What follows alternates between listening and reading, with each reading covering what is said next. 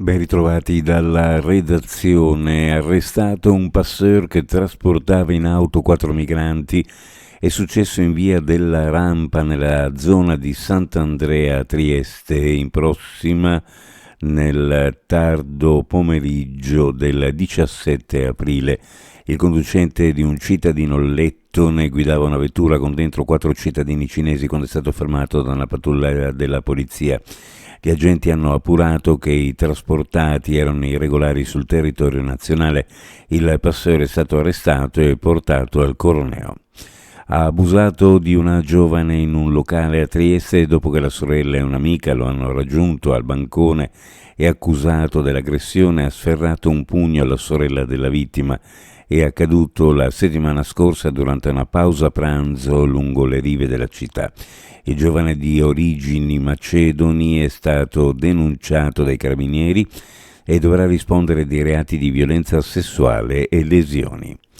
A seguito degli eventi meteorologici eccezionali verificatosi a partire dal 14 aprile, la Regione Friuli Venezia Giulia ha disposto con decreto dell'assessore delegato alla protezione civile Riccardo Riccardi alcuni interventi di somma urgenza nei comuni di Montenars, Prepotto, Pulfero e Savogna. Lo rende noto la Regione.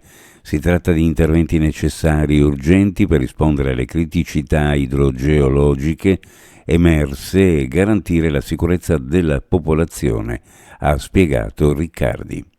I mutamenti che stanno avvenendo nella nostra città negli ultimi anni, ad esempio il sempre maggiore afflusso di turisti, ha delle conseguenze anche sull'attività degli operatori del nucleo di polizia edilizia che si occupa del controllo di eventuali irregolarità in materia edilizia e cantieri.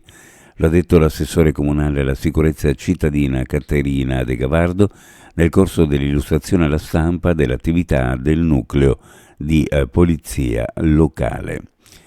Sport, calcio, un Eurogol di Talarico affonda la Triestina a Vicenza, i play-out ora sono più vicini. Gli allabardati escono comunque a testa alta dal Menti, l'Unione deve pensare alle prossime gare, ma con la consapevolezza di essere viva.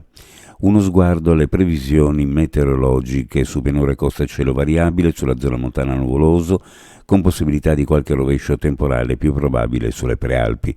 Temperature minime in pianura fra 9 e 12, le massime fra 18 e 20 gradi, sulla costa minime fra 12 e 14, le massime fra 16 e 18 gradi centigradi.